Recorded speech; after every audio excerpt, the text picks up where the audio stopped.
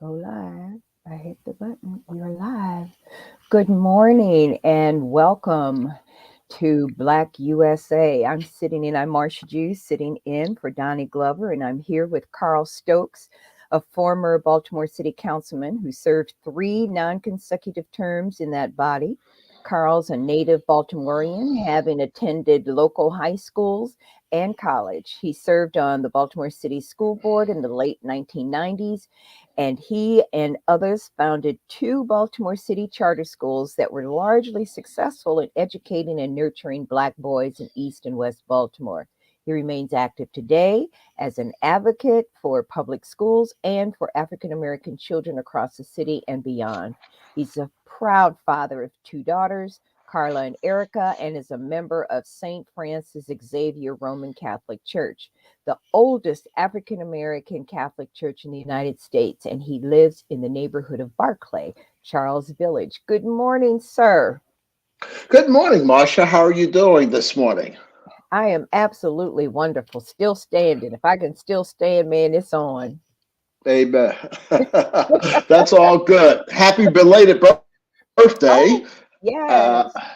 Yes, I'm yeah, grateful. I know, I'm sure. I know you're one of those people who like to celebrate the entire month. Yeah, but hey, look, when you get this age, I want to celebrate the whole year just to go. amen. Amen. Well, good to be with you. I'm glad that you're sitting in for Donnie, and so Yes. we're going to chat a little bit about education in Baltimore. I understand, huh? I think you know a little bit about it. I do know a little bit. We operated 2 charter schools in Baltimore, charter public schools. I want to make sure people understand that in Baltimore, it's not the same everywhere, but in Baltimore, charter schools are public schools. They are part of the same system as all the other public schools are, under the same rules pretty much. They have some autonomy in terms of hiring and programming. In our particular case, when we had the 2 schools, we had an extended day. So our day was from 7 a.m. to 7 p.m. And so we served the young people. By the way, it was an all male environment twice. We served the young men breakfast, lunch, snack, and dinner every evening. At the end of the school day, around 6 o'clock or so, we had dinner. And families were invited to the dinner. So not just the young men who were in the school, but their parents and brothers, sisters, anyone could come into our dining hall and have dinner with the young men every evening. We also had a Saturday program for 3 hours that consisted of arts.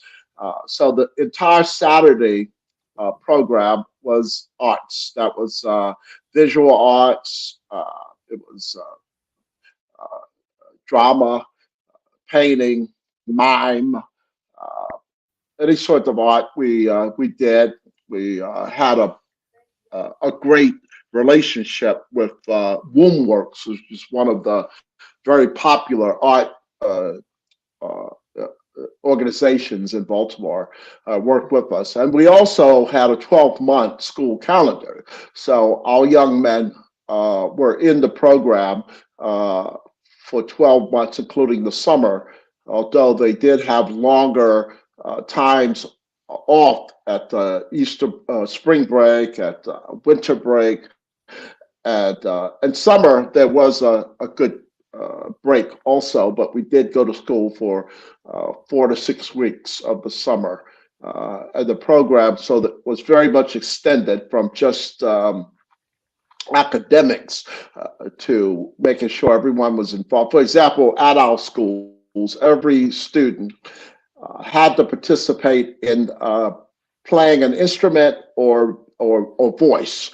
And so every student, although they may never have touched an instrument before, if they said, Mr. Stokes, I'd like to play the trumpet, we would give them a trumpet and we would get them lessons in how to play a trumpet or a guitar or drums or any other instrument that they wanted. But it was mandatory that they had to either play an instrument or be a part of the choral or the choir or whatever vocal uh, uh, segment we would line up for them. So, and then they did other things after the academic day, participating in debate, participating in robotics, participating in chess, uh, etc. So all of the students also had to pick extra curriculum uh, for after their academic day. In fact, that was the way to help them continuing their education, even though they were having so much fun debating or preparing research, getting ready to actually do the rebate or debate, or or yeah, right, or building robotics that they didn't realize that they were applying rules of physics or geometry, or they didn't realize that that was part of their learning because they were having so much fun and doing these other activities or critical thinking. When we taught them how to play chess, they were just into it for the fun of it, for the competition of it. And these young men, these boys, are very competitive. And so anytime we'd make a game of learning, they would forget that they were learning and just concentrate on beating the other student in competition. And even more, they enjoyed going to other schools and being competitive with other young men at other schools. So we had a very strong program, and we found that within 2 academic years, we lifted their academic scores by great and wide margins. For example, the first year I remember we had about 20 plus students out of a small class of about 100 who were designated as special needs children. And at the end of that particular school year, none of those young men were any longer designated as special needs. A couple of them made the honor roll, as a matter of fact. So we found that many children, by the way, we operated what was called the middle school, five, six, I'm sorry, 6, 7, and 8th grades. What we found is kids who were designated as special needs, for the most part, were not special needs, they were undereducated. Mm. And so children were coming to us in the 6th grade who were reading at pre K and second grade level, and they were designated, as I say, special needs, when in fact, they needed to learn to read and do simple arithmetic and be proficient in their academics. They were not they were not special needs. We concentrated on them. We gave them extra services because they had been undereducated for so many years that they seemed to be slower than many of their peers, when in fact they weren't slower. They just had not had individual instruction because all of young people are different in their development. Yes. And you'll find that, young people, some will develop uh, quicker, faster than others. Some need 6, 7 years to get to 4th grade reading levels, and other young people almost come into school at Mm. 4th grade reading levels because they've had support at home. They watch some of the educational television that teaches reading at some level. Those educational shows that we remember from PBS particularly. And so what we had was an individualized instruction plan for every student that came into the school. We didn't just teach them by rote. We didn't just teach them as if all of them were at the same development level when they came in. And we found much success in terms of getting our young men to proficiency at a pretty quick rate. That's astounding, really. All Yeah, of well, it, it's astounding. And It's astounding because it sounds like what we should naturally be doing in the education of our children and providing them the infrastructure and the skills, teaching them the skills in order to be successful. And you can't get there from here if you don't have that infrastructure. Right. You do have to have an infrastructure. You do have to have a discipline in your school. And many schools I found, public schools, were not having good infrastructure in terms of discipline, let alone academics. And when I say discipline, I'm not just talking about what we call behavior or control. I'm talking about the discipline to study, the discipline to uh, quiet down at times when the teacher was giving instruction. I'm talking about discipline to um, uh, have a, gee, I don't know why I'm stumbling a little bit on my Take your words, but time. Mhm. having the discipline to be prepared when you come into school. That is to do a little reading at home, to prepare yourself as a student, to put yourself in a frame of mind that you're going to put aside, so we say, your playthings, and be prepared to come into a classroom and to listen to the instruction, to follow the rules, and to participate in classroom discussion, to raise your hand, to ask questions if you're not fully understanding. So there's a discipline to the academic uh, structure in the classrooms that we would do and must be done in terms of students being able to learn, but also, as importantly, an atmosphere that must take place in order for teachers to be able to teach, to impart the learning and the academics to the student. And you can't do that in a situation where the classroom is in turmoil, where there's a lot of talking or different groups of young people partaking in their own conversations and activities. The classroom must be orderly for the most part for learning to take place. And that is from kindergarten to college, frankly. Right. Uh, right? So you got to have a certain discipline in all of this. And it's no different from the world beyond education, whether you're at a work situation, whether you're in a worship situation, there must be discipline and order in order to gather what is being imparted to you. And you're absolutely right on all levels. And the thing that's very disturbing for me is that in a city that is majority Black, the students are as well. And our expectation should be at the highest standard for our young people to be able to excel. We have how many universities right here in the center of the city between Right. Coppin and University of Baltimore and Morgan's on the edge. It's there should not be any restraint from an educational administrative standpoint for our young people to be in a position to be the best that they can be. True.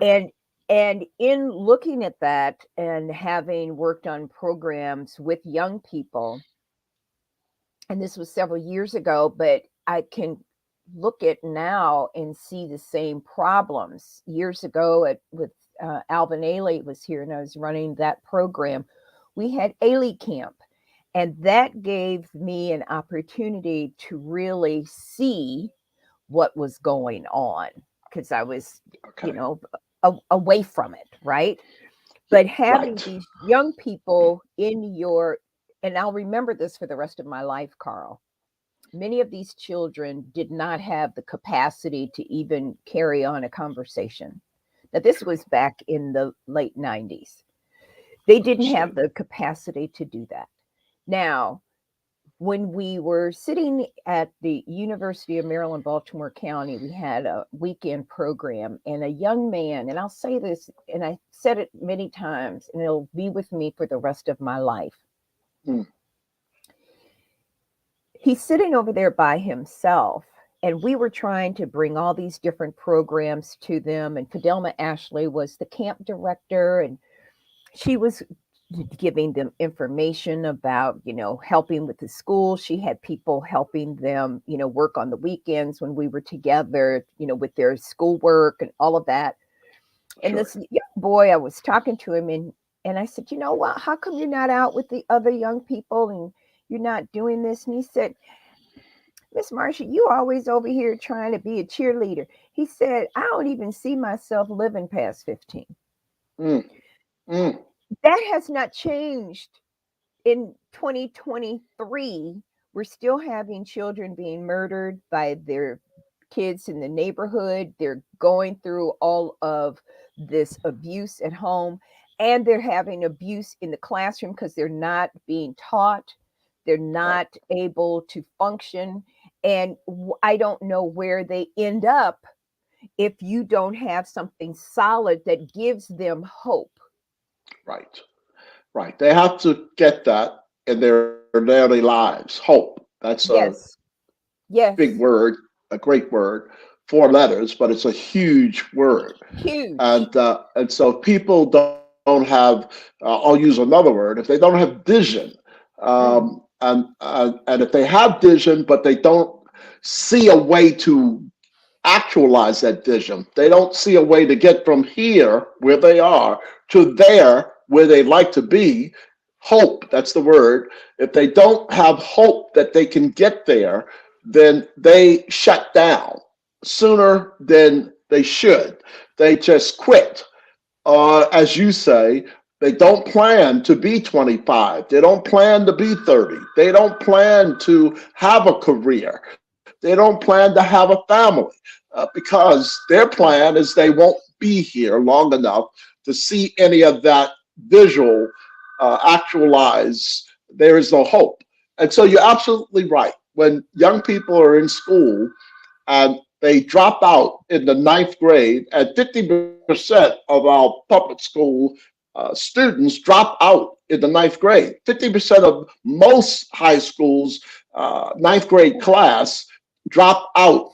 They don't go to the 10th grade. And primarily, they drop out in the ninth grade because after the first 8 years of school, they get to the ninth grade and they don't understand anything that's on the board. They're looking at a blackboard that they can hardly read, let alone compute.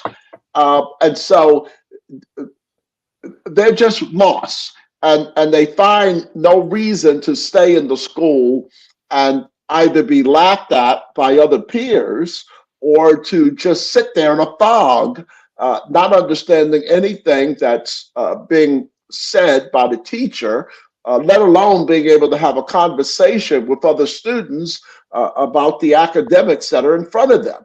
And so often they realize what they taught me or what they said to me in first grade, second grade, fourth grade was that I could be anything I want to be. I could be anything. I could be a doctor, a lawyer, basketball player. I could be anything. And when right. they get to the ninth grade and they can't understand anything that's on the board, they realize, or at least they say to themselves, you know what? They lied to me. I can't be anything. I can't be a doctor. I can't be a professional. I can't be a politician. I can't do anything. I don't understand what's going on. And so put that together with the poverty that many of our children have. Most of our schools have free lunches for and breakfast to Yeah. 80 to 85% of the school population. Mm, So we're talking a very that these they have to take on the adult responsibility of taking care of themselves to some degree, to some degree. and then you find them hustling, trying to make a few dollars Mhm. for basic needs. I mean, we had this great debate about squeegee kids, and I won't take it there, but I'm just going to No, it's say that when real. these people are doing the young people are doing these hustling, what we call hustling. They're not buying Mercedes Benz, right? They're not going out and buying condominiums. They're going out and buying clothing and food and trying to help their family pay for the shelter. No fourth, fifth, eighth grader should be helping his family take care of the household. That doesn't make sense in the normal society. It doesn't make sense for young people to have to raise income to help his family take care of the household. But that's what is happening to too many people. Now, it has happened, of course, from time to time, all throughout history that that happens in family dynamic where there's poverty. But to the degree that it happens in Baltimore at this time, where at least a third of all Black children in Baltimore are living in poverty. So take that number, a third of all Black children under 18 live in poverty, which means that their family is living in poverty. Obviously, the child is not a separate entity of the family of the whole, and they're living in poverty, and the rest of the family is doing well. Everybody's in poverty. The young people feel the pressure of not only getting a good education, of not learning enough, they also are feeling the pressure of the poverty that is Mhm. weighing on them. And in most cases, like when I was growing up, many others, our family could shield us from the impact of poverty and tell us to concentrate on school, uh, tell us to concentrate on having fun as a youngster. And they would shield us from the fact that there was very little food to eat. I never starved. I never went or wanted for anything. And so the families would shield the children from the impact of poverty and have them focus on getting an education so that they could step up, so that they would be stronger uh, going forward. The next generation would be stronger in being able to sustain themselves financially and otherwise. The thing that's really upsetting, having been blessed to be in a household where there was a support system, and Mm-hmm. and I didn't want for anything, and I don't think that I really thought about it, right? You Right. just we just were okay.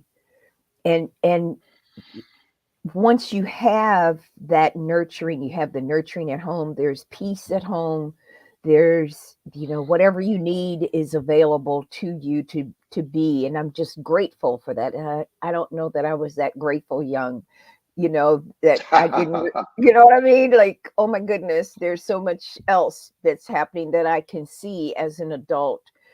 And our expectation of the people who are in charge of our children, my expectation is that we should be looking at creating the best we can be in all of the children that live in the footprint of Baltimore City and beyond. True. Right. True. They should be educated. They should have peace at home. They should have access to a computer. They should have access to learning. They should have access for food. They should have access. In the United States of America, in Baltimore City, there shouldn't be a Absolutely. hungry child. There shouldn't be a child that's living where they don't have heat or they Right. don't have air. That they should be able to sleep in peace and not on the floor. And we don't even realize the impact of the trauma that the children are going through in their household to now. I'm going to give you another Right. example with Alvin Ailey, and all of these examples and beyond. There's a lot more. and that experience will be with me. That was in the 90s that I will Mm-hmm. never, ever forget. Ever, Carl. They haunt me. And Mm. you look in the with that same program when we went out to UMBC, because we were always out during the summertime at Morgan. I had to take a young girl home, and she lived Mm. in one of the alley streets in West Baltimore. Okay. When we drove up to her house,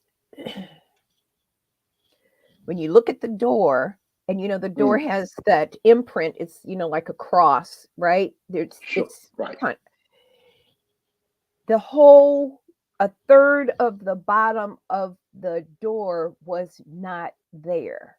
Like an Wow. animal or a human being could crawl into that house. That's a I nightmare I see. still have to this day.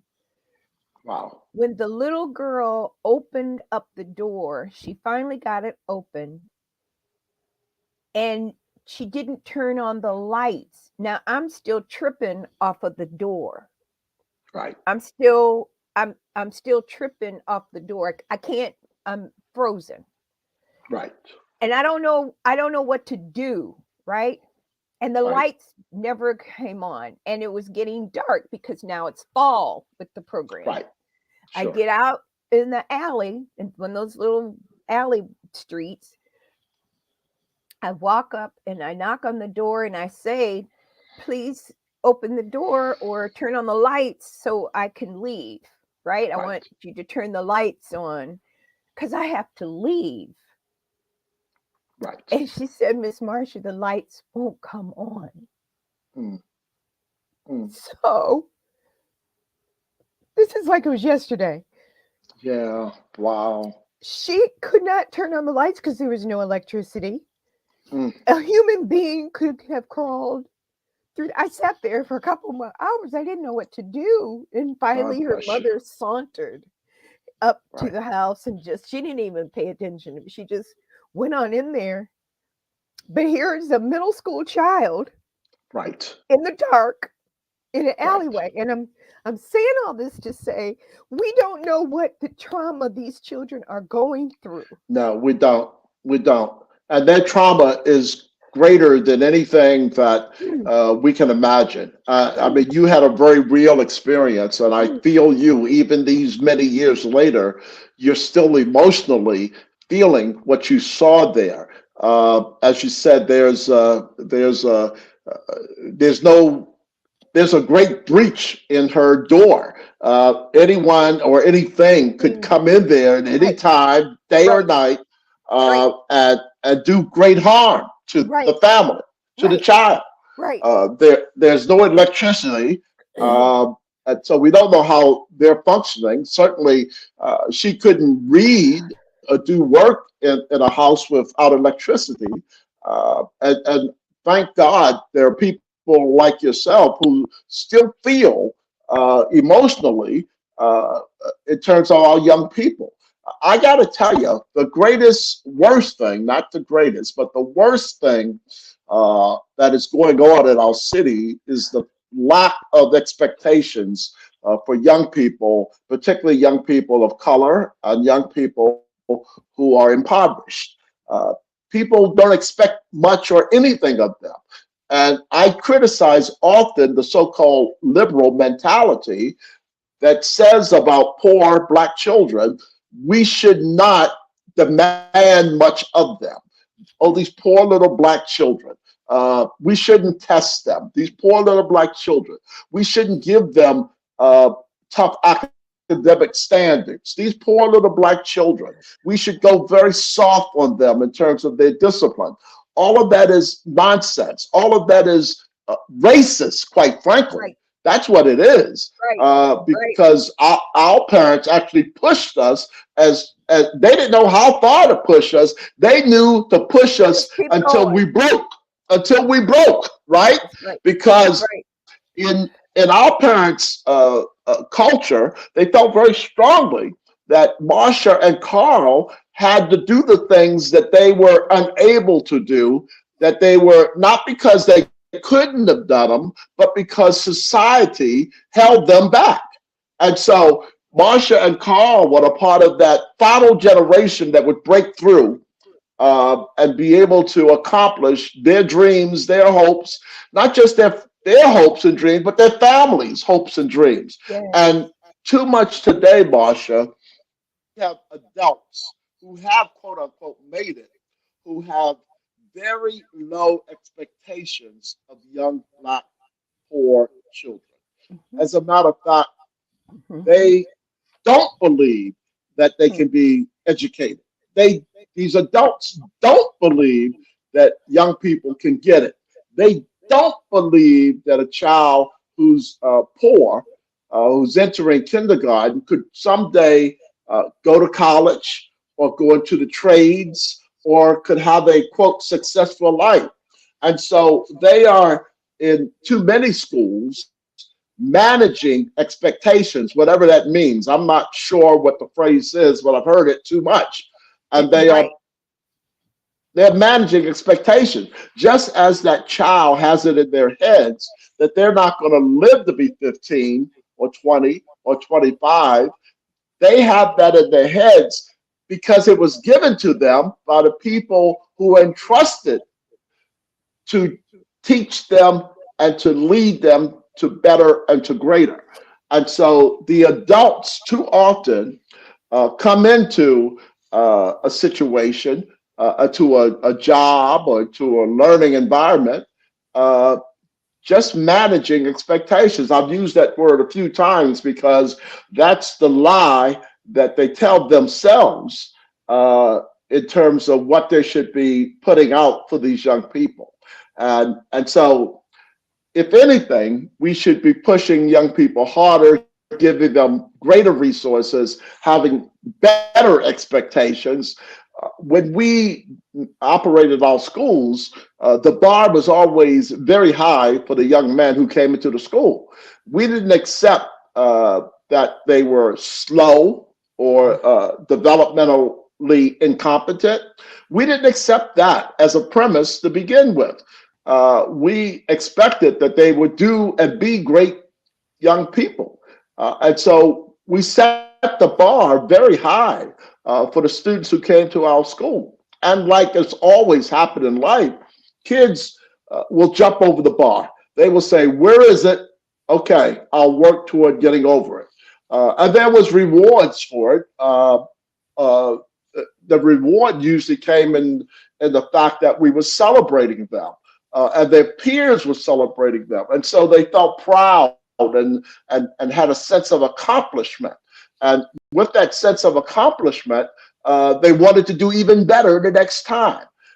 And so it is one of the, if I might say, it's one of the things that angers me most is adults who have low expectation and a low bar for young people, particularly kids of color and young people who are impoverished, where we should be giving more of ourselves to help these young people succeed and prepare for success. Instead, we are holding them back by accepting. When you have 23 schools in the city where nobody is proficient in math, now, that doesn't even compute to Makes me. sense. There's It, no place in my brain for that to fit. right. No It doesn't place. make sense. I've never No, heard of zero. no, I've never no. heard of zero. I've never heard of it. I've never heard of 400 kids in a school where none, zero, are proficient in math, for example. It doesn't make sense. And frankly, obviously, it's not a failure of the students in the school. Not at It's a all. it's a failure of the administration at headquarters, and some of that is passed down. I got to tell you, I know a lot of great teachers and a lot of great principals who hands are almost tied behind their backs because North Avenue gives them dictates on how they should minister and teach in their individual schools, and it is holding back uh, these administrators, these local principals and teachers, in their not ability, but their willingness to teach and to find different methodology for making sure that young people are successful in their academic school year. And so it is unbelievable the rules that are sometimes set in the individual schools by headquarters. It's also unbelievable that discipline is sometimes taken out of the hands of local schools. They don't allow consequences for students whose small minority sometimes what we call act up or make it impossible for orderly classroom or the orderly school. Um, Kids who, and they don't go out and find out where young people are who are missing school for days. Right. There are rules. You're supposed to go and try to find kids after a certain number of consecutive absences. It doesn't happen much. Uh, we talk about police in school, and it's better that if we have public safety and police, that those men and women are trying to intervene and help these young people before there's a quote unquote problem.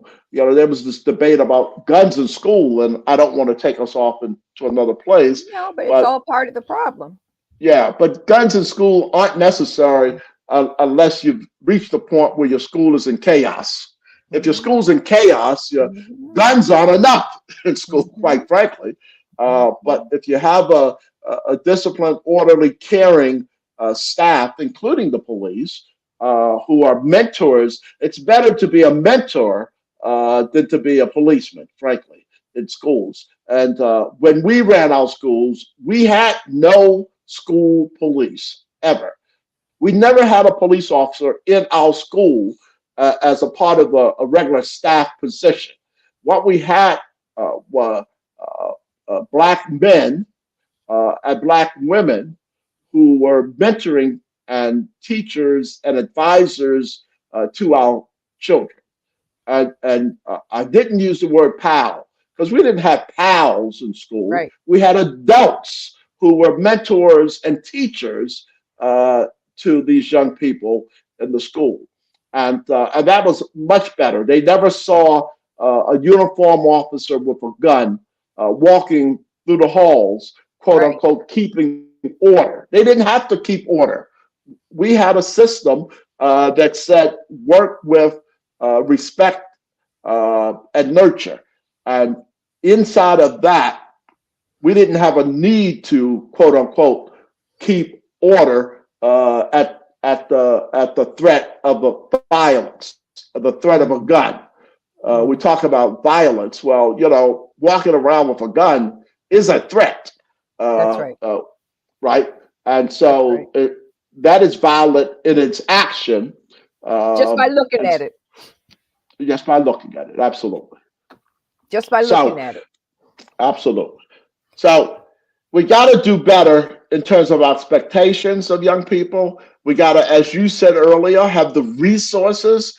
You can't have expectations that children are going to go home at night and do their homework that requires Wi-Fi and the internet if they have no access to Wi-Fi, internet, or computer themselves. And so, just as we give out school books, every child must have a tablet or a computer that they can use outside of school and as well as in school. And Mhm. so there's no reason, quite frankly, uh, given today's prices, that every child does not have a tablet or computer supplied to them by the public school system.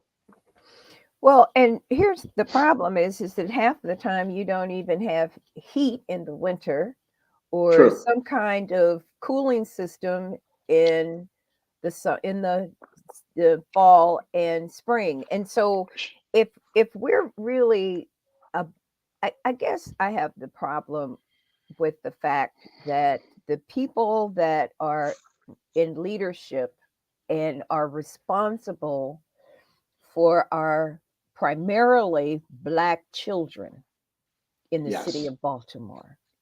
Right. The people who are responsible for their success all have melanin in their skin. Sure. True. I hear you. I try to not avoid, but it's true. It bothers me greatly, as it does you. I hear it in your voice and what you just said, uh, that the elected officials and the school officials are Black people who ought to feel responsible to Black people, to particularly poor Black children. And again, I don't want to sound like an old man, but I guess I am. And Yeah, that when we see all this white hair, but you don't have none. Go ahead. I just cut mine off, so you won't notice how gray it is. but it looks beautiful on you. Not quite the same for me, so I just cut it off. Um, but seriously, when again, to harken back to another age, we had teachers, Black administrators, who would make sure that these Black charges, that these Black kids, whether it was from kindergarten to HBCUs, they were going to make sure that they imparted their knowledge to the next generation of Black people.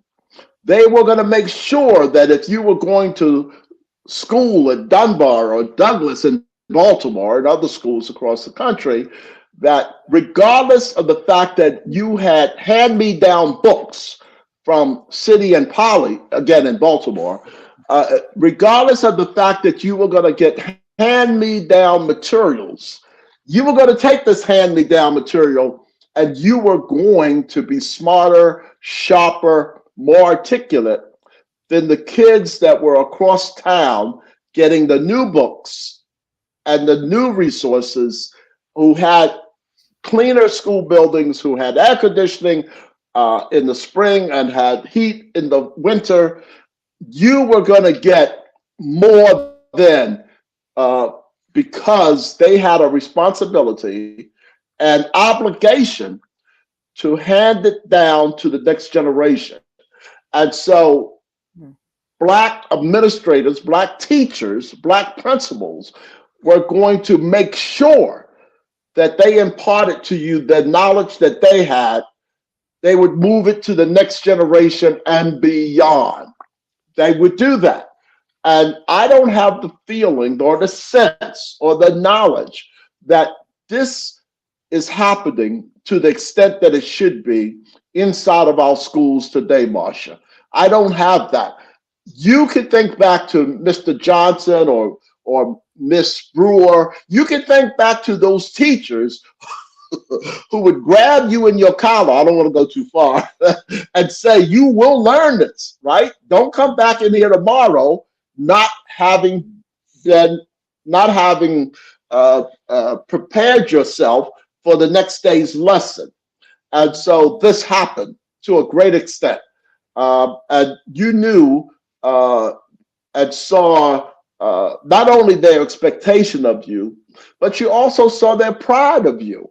They were very proud that you were a very smart, articulate young person who, and you had pride also, and you didn't want to be behind, and you tried and you pushed, and there were very few kids who were quote unquote special needs kids. I don't know how that exploded. Well, I know how it exploded because we start tagging kids with this special needs. Maybe there's a behavioral issue that needed one-on-one tutoring. And instead of doing the work necessary to deal with the trauma that some people had, some young people had, that caused an aberration in their behavior, instead of dealing with that trauma, we tagged them as a problem, as a Yep. special needs child, a child that couldn't be taught, et cetera, and put those kids off to the side, put them in a room by themselves, and dismiss the fact that they did have special needs, but it was part of the quote unquote regular needs, the regular assessment of what that individual student needed, and we didn't give them the support they needed. We just simply turned their desk around, faced the wall, and kept on going. And so this is a whole new, unfortunate world. It's not the best world, where we stop caring about our children. We stop nurturing our children. We stop doing the extra work that was necessary. Now, we send the children home to do homework. Oftentimes, we have to do homework also. We must be prepared That's right. for the different levels of young people and their development.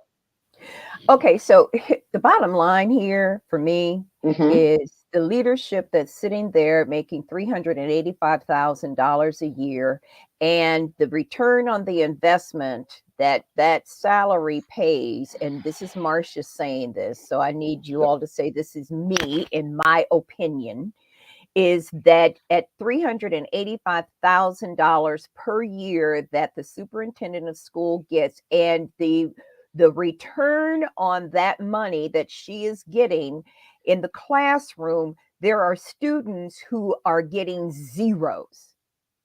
Mm, true that. There are Uh, students that are not passing anything.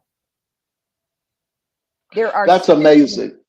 there are students who should be learning that are just taking up space in a classroom because they're not learning anything, and nobody is being responsible in the leadership of this state and in this city, and I'm talking about the mayor and the governor, allows this person who is the superintendent of Baltimore City Schools, who is not allowing these children to learn anything.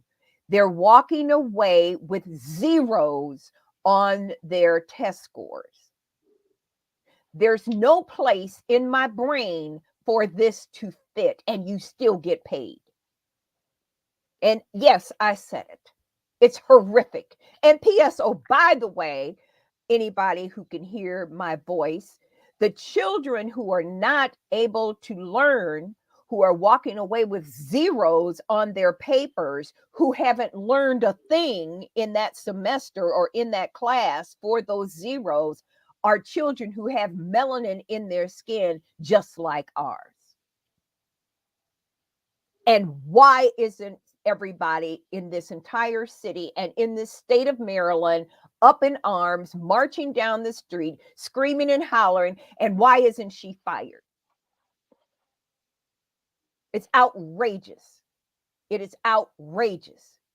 And then we wonder why our children, our parents are now putting our kids into programs where they're doing homeschooling because their kids aren't learning anything in the school system.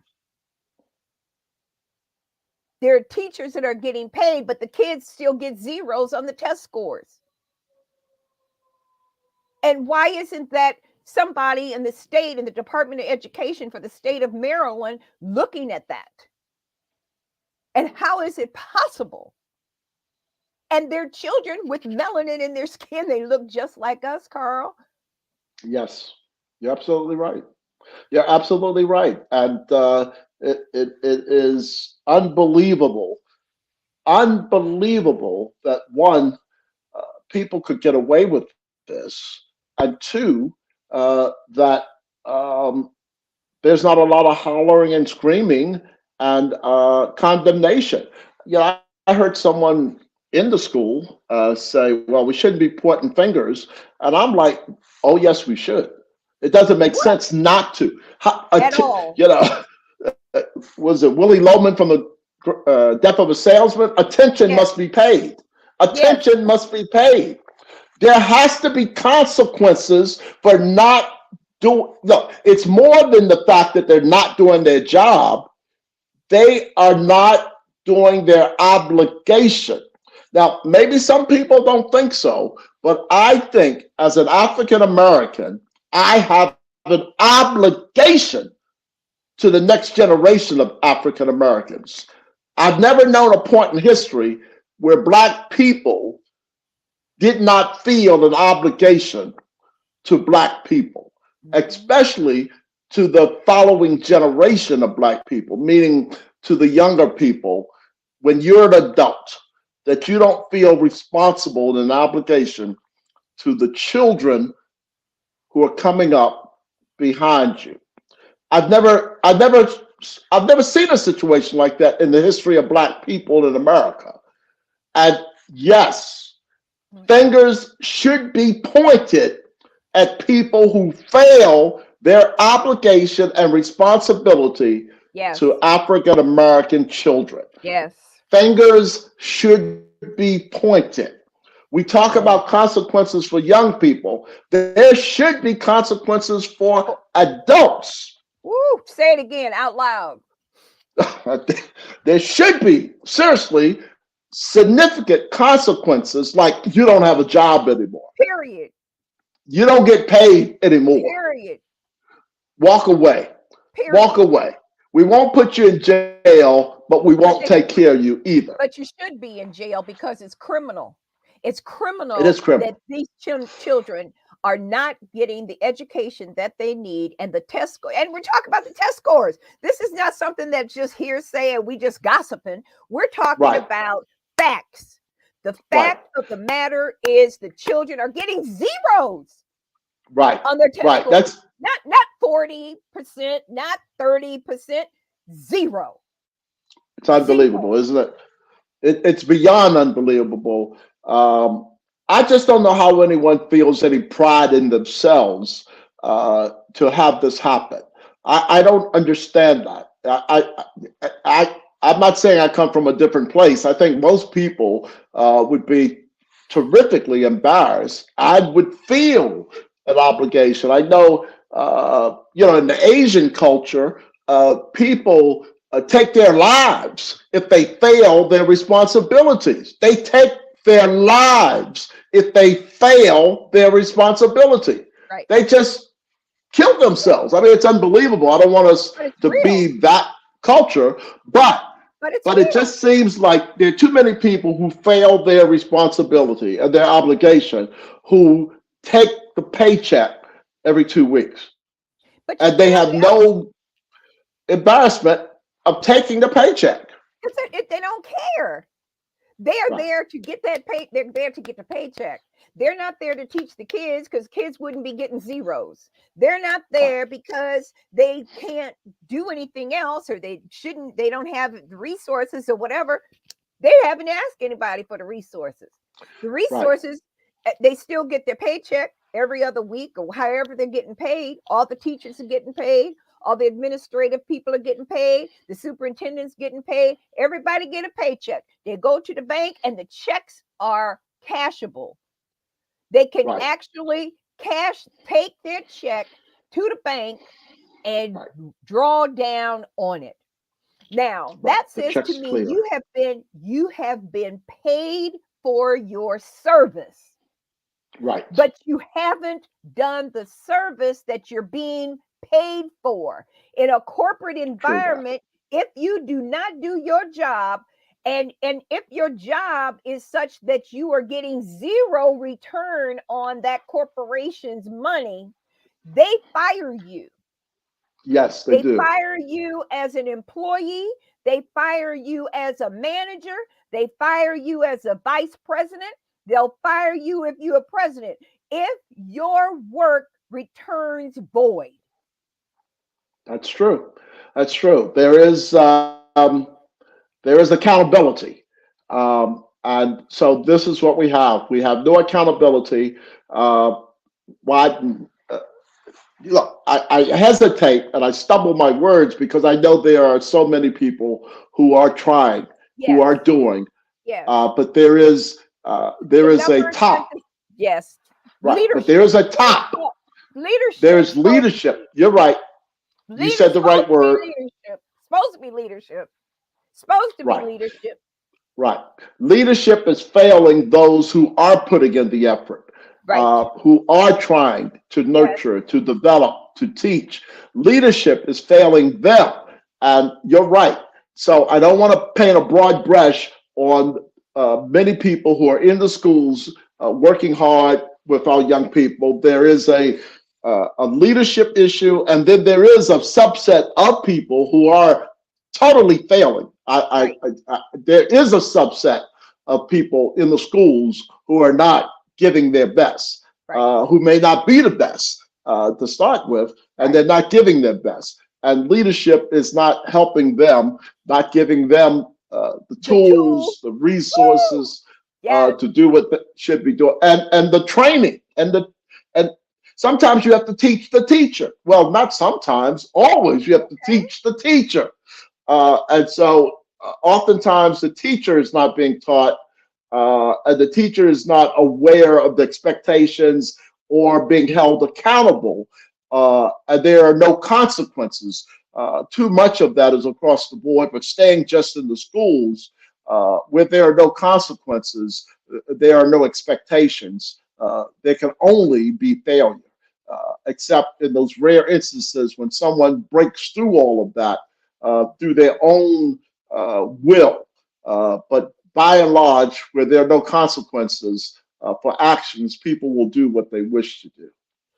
And they continue to do it because they don't have the fear of being replaced because nobody has even given them a, a minute or an iota of, of a sense that they're going to be penalized because they Right, continue to do the same thing. And if you right. keep doing the same thing over and over again, expecting different results, you can't get there from here. That's No, you can't. insanity.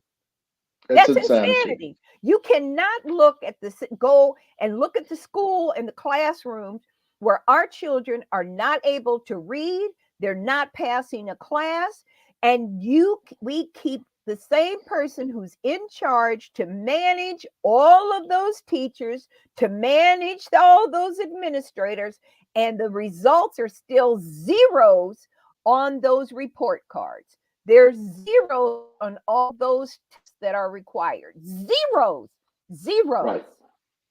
zero. That's really I. It's mind-boggling. We're talking about children.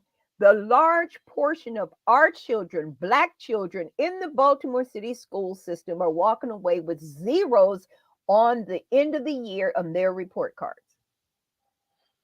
Yeah, Zeros. it is stunning. It is stunning. It is stunning. Unbelievable. As I said, and you're saying it again and again, we both are being repetitive. Well, The the number Marine, zero oh, is the, unbelievable. the Marine Corps used to say, tell them what you're going to tell them what you told them, and tell them again. So my hope is if I keep saying it, if you keep saying it, if other people such as who believe what we believe keep telling them, and telling them, somebody is going to hear us. I hope. We And hope. change Well, is going to come for our children. right, and we hope someone's going to act, because it doesn't really matter what they hear unless they act on it, because these are intelligent, college educated people who must be able to understand.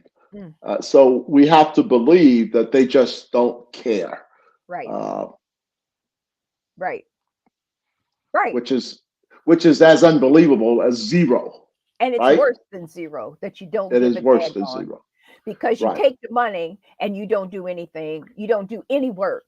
You don't do any Right, work, but you right, got the money.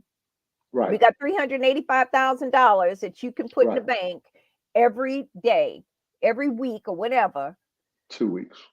And our children haven't learned a thing. And then we wonder why we're dealing with all these other issues, why we're dealing with aggression, why we're dealing with violence, why we're dealing with drug addiction, why we're dealing with homelessness. poor health, poor nutrition, anxiety, ADHD, depression, impulse control, aggression. If we haven't looked at the children who are going through these changes, because they got to deal with it at home. So they got all the madness, all those personal things they got to deal with, and we're not learning Right. because you have all this other stuff, and you got in people who are instructors who aren't teaching you. Right. So where you can't help but be hopeless. Right. You can't help but be angry because you know that you can see others who may be doing something different and better than you. Absolutely. Absolutely. Thank you for inviting me to this conversation. I Thank hope you. that someone's listening who will act on uh, the anger that people should have Yes. about what's not happening for our children today. In the Baltimore City school system. And Right. it's horrible. Carl, thank you so much for joining Thank you, us Marsha. and sharing. I think that this conversation is needed, and I'm going to take this link and I'm going to pass it around to everybody I know. Uh-oh, gonna get me in trouble. Oh, it's on and popping. Thank you. Thank you, Marsha. Have a great rest of the day. You do the same. Let's catch up soon. Take care. Okay. Thank you, ladies and gentlemen, for Bye-bye. joining us on behalf of Donnie Glover. Goodbye. Bye.